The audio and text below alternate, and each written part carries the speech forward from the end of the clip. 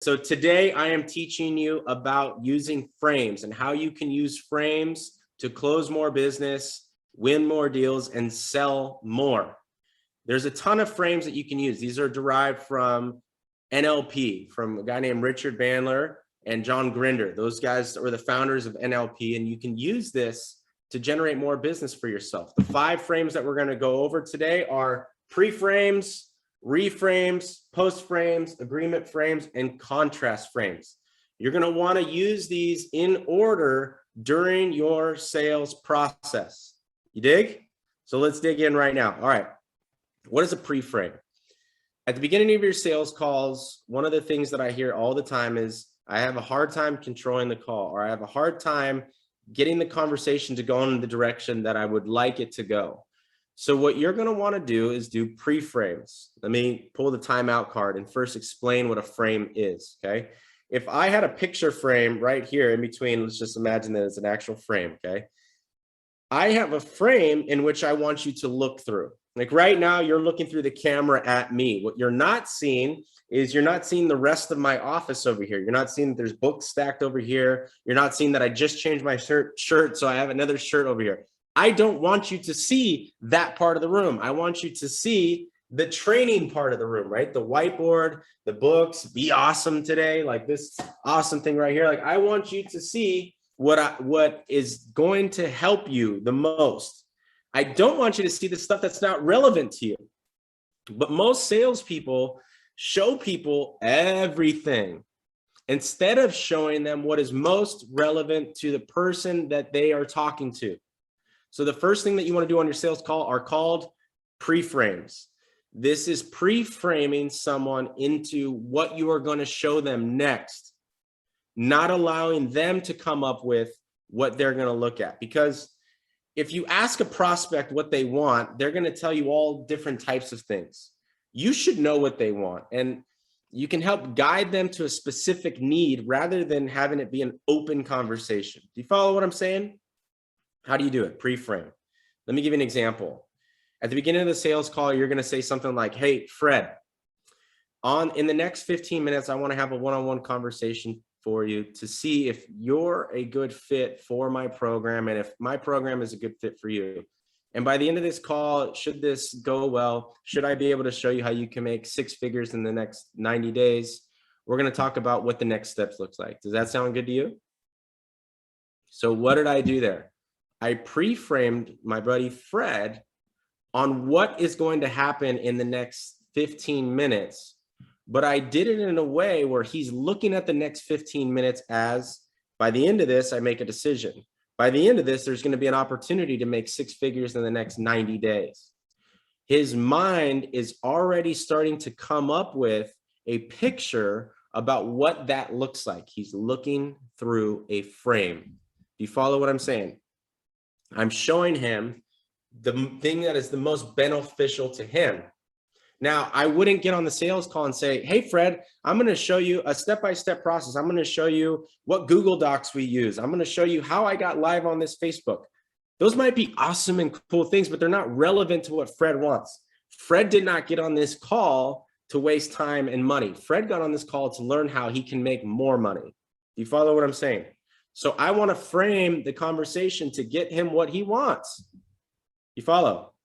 Awesome. The second type of frame that we're going to use is what's called reframing. That is taking what you or someone else says and showing it in a different way, getting them to look at it from a different lens. Let's say that right now, what you're looking at is my face, my ugly mug right here in front of you, okay? And when you talk, you're looking at it like this. I might reframe the conversation so that you're seeing it from a different angle. Do you follow what I'm saying? But I'm using language patterns to get you there. How do I do that? If Fred says, well, I'm really on this call to understand if it's even possible to make 100 grand. So I might reframe that and say, Fred, do you believe that you are capable of making 100 grand? See how I reframe that to get him to answer in a way from a different angle. I'm getting him to open his mind to a different viewpoint. Because if Fred, or anyone else that you talk to, right? If any of your prospects, if they already had the mindset, if they already had the frames, they would already be getting them their results. It's our job as sales professionals or as entrepreneurs to frame it in a way so they can break through. So you want to take whatever the prospect is saying, or your partner is saying, or a spouse, whoever it is, and you want to reframe it in a way that gives them positive meaning. So you want to take the language that is being used and reframe it to give them a new lens to look through of possibility, of powerful meaning. I can't do it because I don't have the money. I totally understand. But before we get to the point of if you have money or not, help me understand. Do you want to make more money? Do you see how spending X amount of money can help you grow in this way? Right? You're giving them a different frame of reference to look at the same situation, right? Two people go to lunch and two different families go to lunch. Both kids of the family knock over a glass of water right at the same time, like two different families. One family, the dad is like pointing his finger at his son and like yelling at his son, like, don't spill stuff. You always do that. What's wrong with you? And then this other family, they start laughing and crying, like, oh my God, this is so hilarious. Same experience, relatively, two different frames of looking at the same experience. You're creating reframes. So I would go to family number one is, hey, is it possible that this might be a funny story one day? What if you look back and you just had a boring, ordinary dinner? Would you remember this? Or the fact that he spit, like Johnny spilt the water, isn't that going to create a beautiful memory someday to look back and laugh on? I took a disempowering meaning frame and I created a powerful frame and meaning out of that situation. You follow what I'm saying? I hope so. If you're watching live, put live. If you're watching the replay, put hashtag replay. I can see I got a couple friends on here. Good to have you on here, guys. Okay, and so the next thing, okay, is what's called a post frame. A post what? Frame, baby. It's a post frame. At the end of a conversation, human beings, nothing matters until we give it meaning, right? Like if I drop my little mouse here and it shatters on the ground, I, as the human being, get to decide what that means. I could say, this is the worst day ever. Oh my God, why does this always happen? Or I could say, wow, I've wanted a new mouse. This has helped me upgrade a mouse. Or shit happens. I know that I can get to the next level. Okay. If you allow your prospect or client to come up with their own meaning, you're leaving it open-ended. What we want to do during our calls, okay, is we want to create empowering meanings after the conversation is over. So after the conversation is over, I want to do what's called a post frame. That post frame is going to give the conversation empowering meaning. So what you might do at the end of a conversation, you might say, hey, Fred, you know, at the end of this conversation, I heard you say that, you know, you're the type of person that is capable of making 100 grand in the next 90 days. And I also heard you say that you're a little bit hesitant about spending money, but I also heard you also say that spending money is going to be required for you to get to there, because if you can learn the skills, no one can take those away from you. Is that what I heard? Got it. So what did I do? A post frame summarized the things that we just talked about and gave your prospect or your client a powerful meaning out of the conversation. Because if you leave it up to chance, you know, we could, like right now, it's a sunny day outside, right? Someone could walk out and be like, oh, it's another sunny day, right?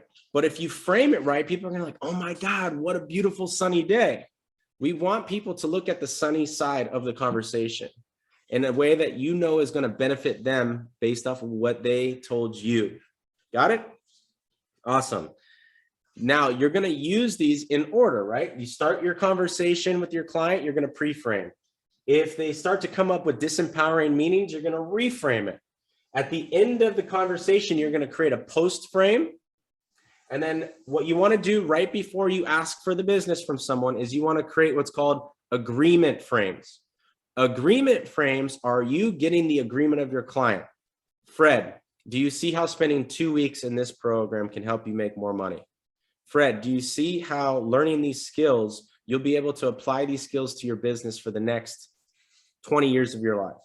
Fred, do you see how just spending this much can get you 100% return in the next 4 weeks?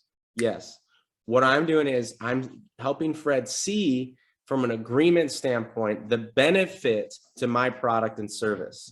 I'm getting him to agree that all these benefits are true to him or her, right? Whoever you're talking to. I want to create as many of those agreement frames before I ask for the business as possible. Cool? Sometimes you want them to tell you how much they agree with something without even asking the question. Those are higher level conversations. And then lastly, you want to do contrast frames. Inevitably, you're going to get some people who are hesitant. I had one today actually on a call, who are hesitant to join a program or nervous or undecided or insecure, whatever it is. And you want to use contrast frames to get them to see the difference. So if I was talking to a person named Fred, and Fred had been for the last 5 years running his business on his own, and he's had peaks and valleys and peaks and valleys and peaks and valleys. And during our sales conversation, he told me he was frustrated. He told me that he wasn't happy with where he's at. And he also told me that he wanted more.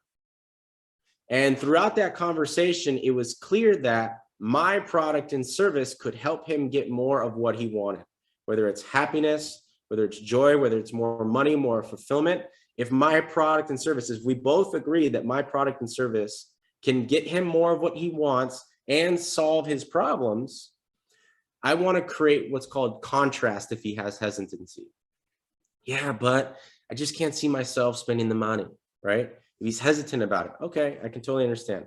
Let me ask you this, Fred. What happens if you don't? You know, what happens if you go another 5 years doing exactly what you're doing now?